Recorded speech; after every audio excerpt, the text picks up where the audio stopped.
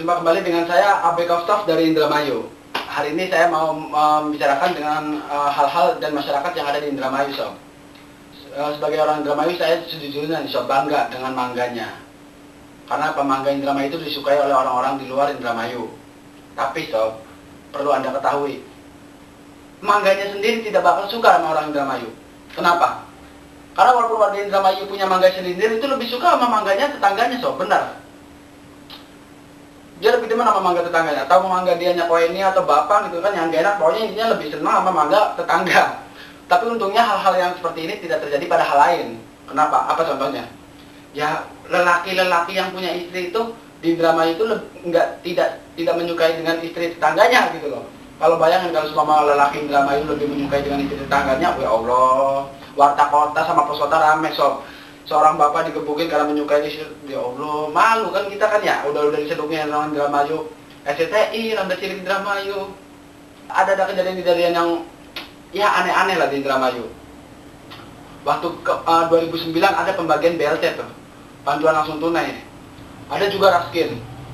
Banyak yang datang, Sob, anak kecil, bapak-bapak, ibu-ibu, nenek-nenek, kakek-kakek, ya Allah, udah kayak sayembara, perebutan. Pernah juga ada nenek-nenek kan, waktu pembagian BLT tersebut, nenek-nenek nangis di pojokan di tanah. Saya merasa iba, saya tanya, "Nek, kenapa, Nek?" Saya bilang, nenek tetap nangis. "Nek, apa nggak dapat kupon?" Saya bilang, "Nanti saya ambilin deh sama panitia." Nangis, nggak mau jawab. Biar saya ngantri dia, kalau udah dapat kuponnya, biar saya nanti bantu nenek. Neneknya langsung marah. Mau nggak dapat raskin, mau nggak dapat BLT, bodo amat, yang penting gue dompet hilang, kemana ini hilang? Kehilangan dompet. Nah, di kala yang seperti itu, Sob, yang saya khawatirin, Sob. Banyak orang main senam jari alias copet di Indramayu, mencari kesempatan dalam kesempitan. Gue lihat juga emang anak mudanya sih walaupun minoritas atau mayoritas saya nggak tahu, tapi banyak gitu loh yang bertato. Ini saya heran ya, anak muda sama sekarang ini tato buat apa gitu loh. Tujuan dia tato itu untuk apa? Gitu kan? Untuk merasa jagoan, hebat. Saya rasa salah, Sob. Soalnya kemarin ada maling walet di tempat gua, kena, digebukin, benjol, dibuka badannya bertato. Tetap. Supaya dia merasa maco, cowok banget gitu kan, karena orang ditato nggak takut sama jarum, disuntik-suntik kan. Dia merasa ya banyak cewek yang suka sama cowok berani. Lah kalau memang ya benar begitu, cewek-cewek pasti lebih sukanya orang-orang yang main kuda lumping. Lu bayangin main mamang-mamang yang suka main kuda lumping. Ngeliat beling aja udah kayak ngeliat kerupuk, dikerau-kerau dikunyah dia. Ngeliat pisau dikenyot. Coba bayangin, ya kan? Yang sudah menjamur hal-hal yang negatif itu kadang juga nggak masuk akal juga sih, Sob. Beberapa bulan yang lalu saya sempat buat EKTP untuk mengikuti pembuatan KTP elektronik gitu kan. Saya nungguin di tempat antrian. Tapi ada gitu, salah satu oknum desa itu mengatakan, "Mas, kalau mau lebih cepat, pakai pelicin." Saya pikir ini setrikaan apa pembuatan KTP sih, mesti perlu ada pelicin gitu kan. Saya ambil minyak, dia nggak mau 1 kilo. Minyak kan licin padahal. Kalau saya bawa lem, malah nempel. Bener kan?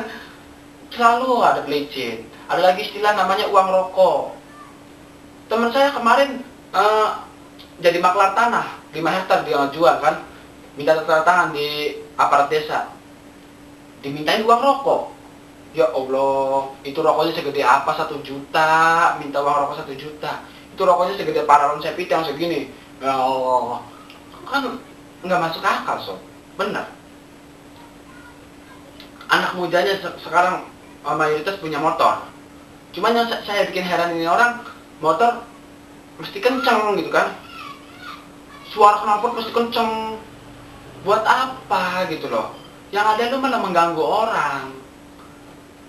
Kadang yang hal seperti ini dianggapnya gaul, tapi sebetulnya tidak gitu loh. Kalau lu mau kenceng knalpot, kan lu bisa pasang peluit atau sempritan trompet sekalian. Kurang kenceng, pasang salon aktif di belakang.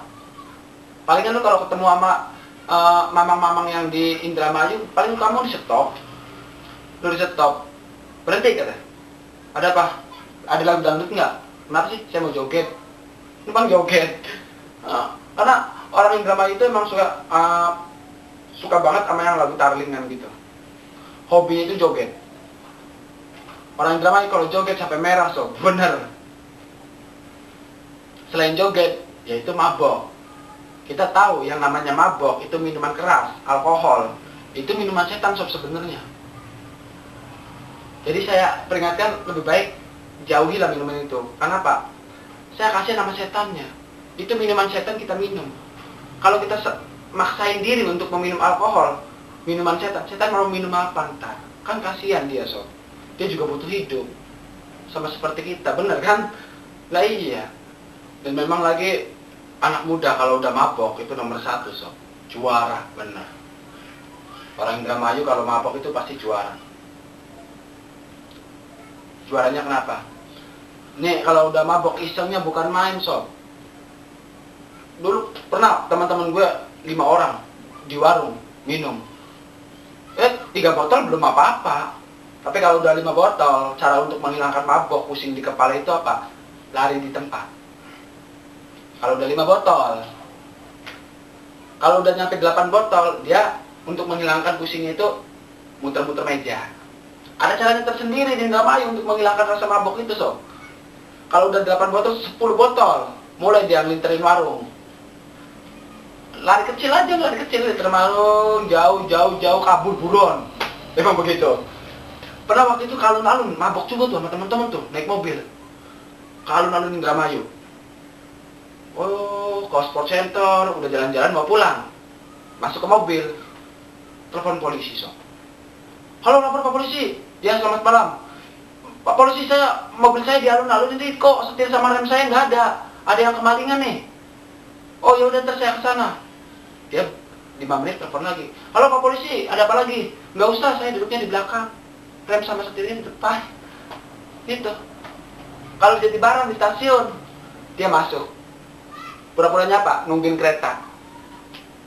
Ada orang tua ditanya, Pak, yang ke arah Cirebon keretanya jam berapa? Itu setengah jam lagi, Mas. Kalau yang ke arah Tegal, wah itu nanti masih lama 10 menit. 2 jam 10 menit lagi. Kalau ke arah Cibinong, wah itu ntar 20 menit lagi. Tapi kalau ke arah Tegal, ini sebenarnya mau ngapain sih? Enggak, saya mau nyebrang doang. Tuh, orang mabok Indramayu. Sukanya iseng. Pernah ada maling juga yang mabok tuh, nekat di kampung gua. Bener, maling.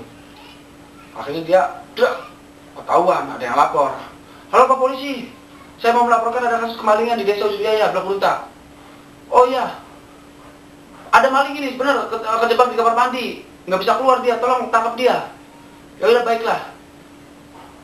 Oh maaf, ini siapa ya? Kata polisinya. Ya saya malingnya yang kejebak. Gara-gara mabuk kan dia nggak bisa kabur sob.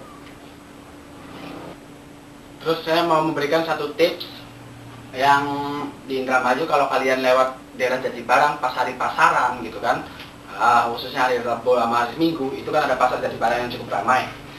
Nah bagi anda-anda yang suka berkendara mobil pas di lampu merah Jatibarang itu harap hati-hati.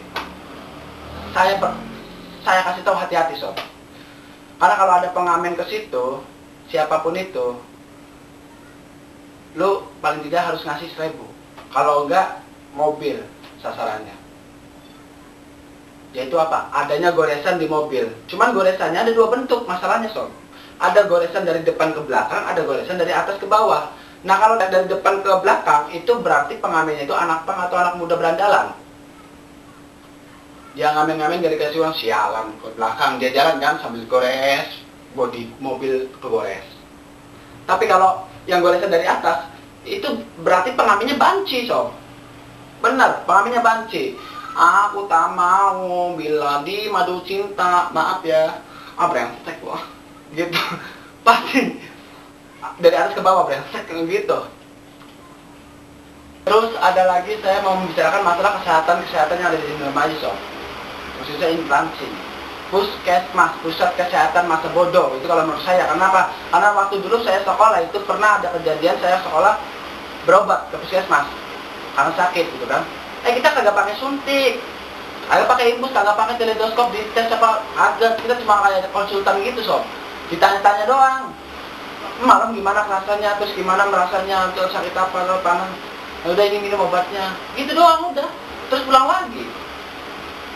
atau memang dokternya emang udah ahli dunia akhirat, atau memang malas gitu kan. Karena kan puskesmas kan digratiskan sekarang. Pernah ada kejadian tetangga saya berobat ke puskesmas, dia diberi obat sirup, disuruh sama perawatnya itu 3 kali sehari, maksudnya 3 sendok sehari diminum. Tetangganya jawab, tetangga gue, maaf dok, saya nggak bisa minum obat ini. Loh kenapa? Karena sendok di rumah saya punya 2. Loh bro, udah susah sombong ya kan. Saya kasihan banget waktu kemarin itu sama teman saya, Asep namanya sob. Waktu itu dia beberapa minggu yang lalu, bapaknya udah meninggal sekarang ya. Cuman pas waktu sakratul maut itu, bapaknya kan punya warung, dia itu kehidupan namanya bersaudara. Waktu bapaknya sakratul maut itu mau meninggal, bapaknya sempat manggil-manggil anak-anaknya sama istrinya. Dipanggil semua, diabsen semua sama bapaknya. Jenny ada nggak? Ya ada pak, Doni ada, Jenal ada, Yusri ada nggak? Ada. Terus teman saya tuh, Asep ada nggak? Asep ada. Dimarah-marahin semuanya sama bapaknya. Kalian ini di sini semua ngapain sih? Ya kan bapak mau meninggal, itu warung siapa yang jagain? Tuh masih orang Indramayu sob, mau meninggal masih mikirin warung, gimana mau maju coba? Ini saran gue nih untuk masyarakat Indramayu, kalau Indramayu mau ada perubahan ke depannya, itu syaratnya cuma 2 sob. Benar. 1, pintar. Masyarakat Indramayu bila pintar pasti akan ada perubahan. Yang kedua, masyarakat Indramayu, pemuda atau pemudinya semuanya orang harus bisa menghidupi dirinya sendiri dan tidak ketergantungan kepada orang lain itu. Maka dari kecil harus dikasih minum ASI. Kenapa saya bilang ASI? Karena sekarang udah menjamur banget yang namanya susu sapi sob. Padahal ASI itu lebih baik dari susu sapi. Lebih baiknya apa? Hangatnya pas sedang. Kalau ASI tidak takut kepanasan seperti susu sapi. Susu ASI wadahnya itu indah, enak dipandang mata. Benar. Kalau mau minum nggak perlu dikocok dulu. Nggak kayak susu sapi dikocok, itu mah kagak perlu. Dijet-jet gitu doang. Jadi saya mau mengakhiri stand up kali ini. Saya Bekostop dari Indramayu. Salam komedi.